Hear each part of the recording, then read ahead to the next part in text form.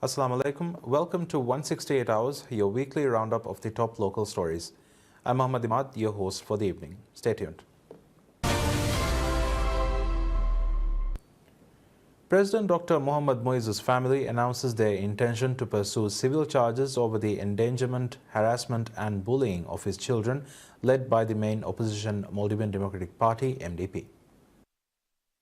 The incident in question transpired on 12 March when a member of the MDP employed harmful and abusive language towards the first son while speaking during the demonstration. During the rally, Mariam Zubair accused the president of banning vape products in the Maldives because his son was caught vaping. The first son has since faced a barrage of abuse and threats on social media. First Lady Sajida Muhammad, in a statement, vehemently denied the accusations, adding that such baseless allegations had endangered the life of her son and undermined his future. In the statement, the First Lady insisted that she had never spoken up or defended the policies or decisions of her husband in his capacity as a president. However, First Lady Sajida said as a mother she cannot stand idly by when her underage children are berated, harassed and bullied by political rivals, endangering their lives while undermining their safety and dignity. Former Attorney General Aishat Azima Shakur, who is the family lawyer, told reporters that the first family will be seeking civil charges against Mariam Zubair, MDP, and its chairman Fayaz Ismail. She said the legal team believes that MDP is legally liable as the incident occurred during a rally organized by the party. She added that civil charges against Fayaz are being pursued because he had defended and encouraged more hate against the first son in a post on X. Despite the criminal nature of the incident, Azima said the first family will only pursue civil charges as the criminal investigation and subsequent criminal charges remain under the mandate of the relevant authorities. The Human Rights Commission of the Maldives, HRCM, and the Elections Commissions of Maldives, ECM, meanwhile had separately issued admonitions to MDP to desist from actions that could potentially harm children, underscoring that such actions do not fall under the purview of freedom of expression. Vice President Hussein Mohammad Latif issues an urgent appeal for the preservation of societal harmony, warning that entrenched hostility and animosity threaten the nation's social fabric. In a statement shared on social media, he called on citizens to safeguard the community's shared destiny and moral values. Expanding on this plea, Vice President Latif stressed the divisive nature of discord between individuals and groups, cautioning that such tensions undermine the cohesion essential for the harmonious society. He urged political parties to model professionalism, advocating for a standard of conduct that could inspire the wider public to protect the nation's shared aspirations. The Vice President's remarks followed a controversial incident during an anti-government demonstration organized by the Maldivian Democratic Party, MDP. The protests, which have persisted in Mali since 7th March, took a contentious turn on 12th March when a party member reportedly directed harmful language at the son of President Dr. Mohammad Muizzu. Reacting to the allegations leveled during the demonstration, President Dr. Muizzu's family categorically denied the claims and condemned the verbal attack on their son Umar Mohammad Muizzu. In a statement, the family expressed their dismay at what they described as baseless accusations and the use of abusive language against a minor. Speaker of Parliament Abdul Rahim Abdullah also weighed in, strongly condemning the incident. In a social media post, he urged authorities to investigate the matter thoroughly and impose the maximum legal penalties on those found guilty of exploiting children for political purposes. The speaker described the MDP's actions as a violation of a child's rights rooted in political hostility and personal vendettas. He further criticized the Elections Commission of Maldives, ECM, for what he perceived as lack of decisive action, calling on the commission to take preventative measures. The ECM, in its response, issued a statement reminding political parties of their obligations under the Political Parties Act and the Constitution. It also called on MDP to ensure that all political activities adhere strictly to these legal frameworks. The Human Rights Commission of the Maldives, HRCM, joined the chorus of criticism condemning the use of harmful language directed at a child. The Commission also stressed that such actions fall outside the bounds of freedom of expression and underscored the constitutional and legal safeguards protecting children's dignity and honor. The incident has sparked widespread outrage. The national carrier Maldivian announces the introduction of direct flights between Hanimadu and Bengaluru, India. This new route is set to commence operations on 15th May, creating a crucial connection between northern Maldives and one of India's major metropolitan hubs.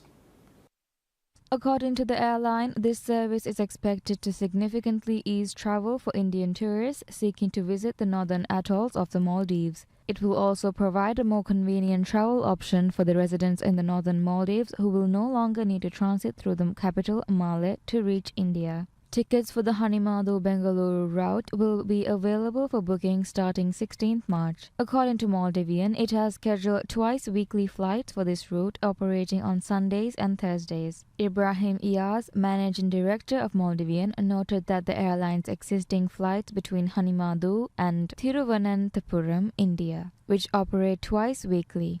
He described the introduction of the Bengaluru route as a part of Maldives' broader effort to increase its international presence and strengthen connections between the islands of the Maldives and key international cities. This initiative aligns with the administration's aim to extend Maldivians' reach to additional international destinations. President Dr. Mohamed Muizzu has made the enhancement of the national airline service a priority. On 6 January, the president fulfilled an electoral pledge by acquiring a wide-body aircraft for Maldivians' fleet, a step forward in strengthening the airline's capacity. The acquisition has already enabled Maldivian to operate flights to multiple international destinations, including 3 major cities in China, Beijing, Shanghai, and Chengdu. The airline is now working on securing an additional wide-body aircraft as part of its strategy to further expand its services to other international destinations, including major European cities. Minister of Fisheries and Ocean Resources Ahmad Shyam says Reef Seed, the innovative coral restoration initiative, will help the Maldives combat reef degradation and promote the recovery of these vital marine habitats. Speaking at the project's inauguration, Minister Shyam underscored the importance of the initiative, describing it as a critical step in addressing the profound environmental challenges posed by climate change. The project is led by the Maldives Marine Research Institute (MMRI) in collaboration with the Australian Institute of Marine Science (AIMS). Funded through a $1.5 million G20 initiative, the 3-year program also benefits from the expertise of the Commonwealth Scientific and Industrial Research Organisation (CSIRO). Minister Shyam noted that the advanced systems employed, developed with Australian support, not only streamline coral propagation but also engage younger generations in conservation. Reef Seed incorporates a portable containerized coral aquaculture system capable of propagating up to 100,000 young corals at a time. This innovative technology, deployed at Maniafushi in Kafu Atoll, has been designed for maximized larval production while reducing the labor intensity typically required for such efforts. Preparations are well underway according to MMRI, aligning propagation activities with the Maldives coral spawning season, which runs from February to May. Beyond its immediate applications, the Institute plans to conduct extensive research to assess the technology's long-term potential in supporting large-scale reef restoration. According to Minister Shyam, local engagement remains a priority as part of these efforts. He said 5 Maldivian youths have already been trained in coral propagation techniques through AIMS, a development heralded as a significant step in building local capacity. Highlighting this achievement, Minister reaffirmed the administration's commitment to extending protections for reef areas across the Maldives, further ensuring the sustainability of its marine ecosystems. Coral reefs play a vital role in the Maldivian economy, standing as a cornerstone of the nation's tourism industry. These vibrant ecosystems draw a significant share of the visitors who fuel the country's economy while also sustaining the livelihoods of local communities. By integrating cutting-edge technology with global collaboration, the Reef Seed initiative seeks to safeguard and revive these critical marine habitats. The Ministry of Agriculture and Animal Welfare invites input from interested parties and the public for the planned development of a coconut development centre in Aryadu, Alif Atoll. As part of the national initiative to revive coconut palm population in the Maldives, Aryadu has been placed under the jurisdiction of the ministry following a decision by the ministerial cabinet. According to the ministry, a coconut development center will be established in the island under the initiative, along with nurseries to cultivate high-quality coconut palms to provide a sustainable supply of certified varieties of coconuts to the islands. The ministry said that the facilities planned for the island will also work towards ensuring food security and cultivation of coastal plants and shrubbery. They will also launch adaptive research in Aryadu to identify coconut palm diseases and find solutions, including the exploration of biological control methods. Government will be seeking foreign investors to provide technical and financial assistance to establish the center in Aryadu. The operational and management cost of managing the village will also be covered through the investment. Ministry has opened the door for input on how to develop and operate the center. The opportunity is open to the public, associations and companies to register and provide feedback on the planned project. The population of coconut palm in most areas of the Maldives is facing an aging crisis, with many trees past their peak productivity. The Coconut Palm Revival Initiative is aimed at reversing the decline and aid efforts to ensure food security in the country. India and the Maldives take a significant step towards strengthening their economic partnership, with the Reserve Bank of India (RBI) authorizing bilateral trade settlements in Indian rupees and Maldivian rupiah. India and the Maldives have taken a significant step towards strengthening their economic partnership, with the Reserve Bank of India (RBI) authorizing bilateral trade settlements in Indian rupee, INR and Maldivian rupiah (MVR). This development, announced on Monday, complements the existing Asian Clearing Union (ACU) mechanism and signals a broader commitment to fostering regional financial integration. The decision is rooted in a framework established through a Memorandum of Understanding (MOU) signed between the RBI and the Maldives Monetary Authority (MMA) in November 2024.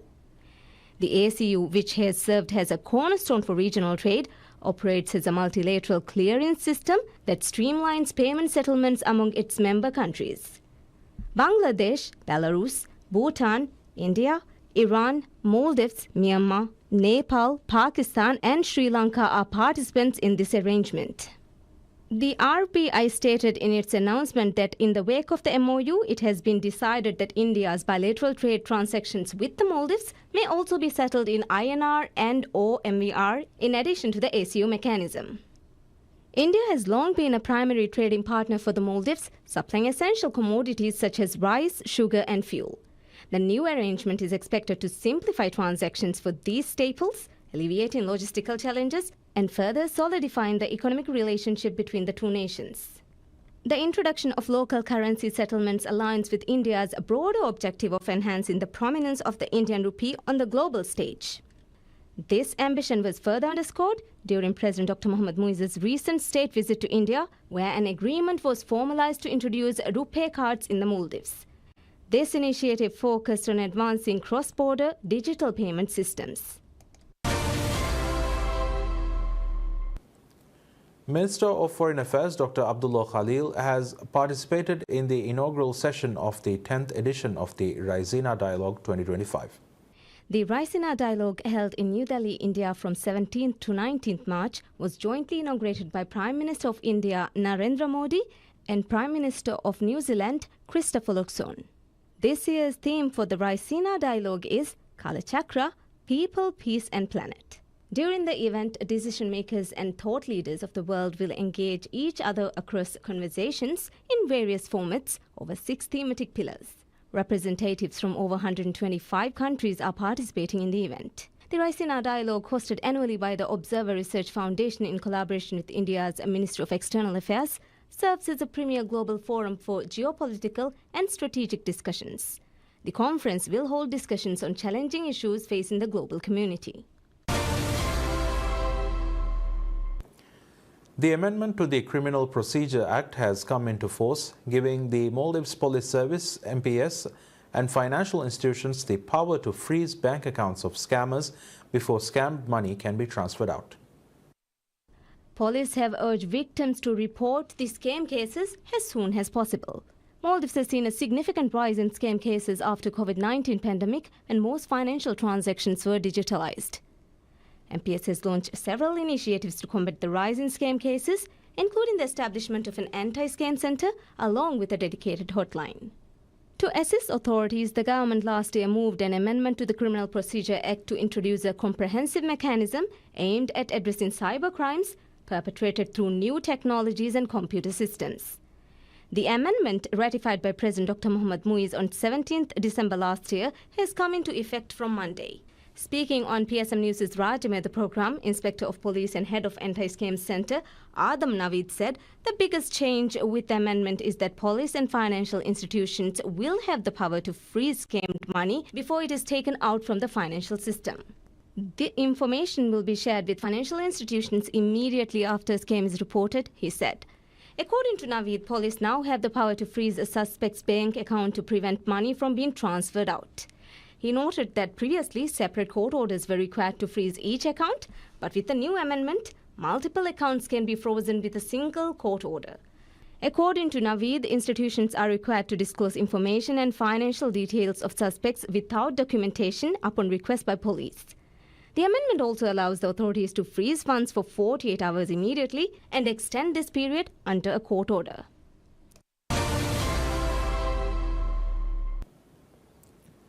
Government amends the Hajj placement policy to prioritize those who have not yet performed the Hajj pilgrimage, in line with a decision by President Dr. Mohammad Muiz. This policy revision is part of President Dr. Mohammad Muiz's commitment to facilitate affordable and accessible Hajj pilgrimages for Maldivian citizens.